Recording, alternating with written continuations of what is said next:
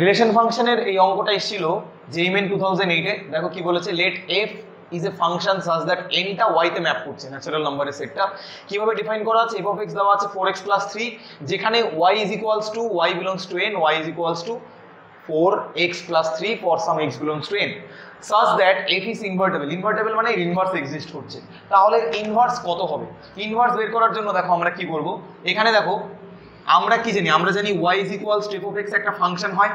তাহলে এখানে f of x টা কত দেওয়া আছে? f অফ x টা দেওয়া আছে 4x + 3। এই 4x + 3 টাকেই আমরা y বলবো, y is equals two 4x + 3। তাহলে আমাদের এই x এর ভ্যালুটাই হলো বেসিক্যালি ইনভার্সের ভ্যালু। তো এখান থেকে যদি আমরা x এর জন্য সলিউশন বের করি তাহলে কত হবে? y - 3 equals to 4x or x equals to y - 3/4। এই এক্সটাকেই বলা হয় f ইনভার্স y। কি করে আসছে এটা দেখো, y ইজ ইকুয়ালস টু যদি f অফ x হয় তাহলে x এর ভ্যালু হবে f ইনভার্স y। তাহলে আমি x এর জায়গায় কত লিখতে পারি? f inverse y is equals to y - 3/4। এই f ইনভার্স y টাকেই বলা হয় g of y। g of y is equals to y - 3/4। তো দেখো কোনটা হচ্ছে option, option, option D is the correct answer. Thank you.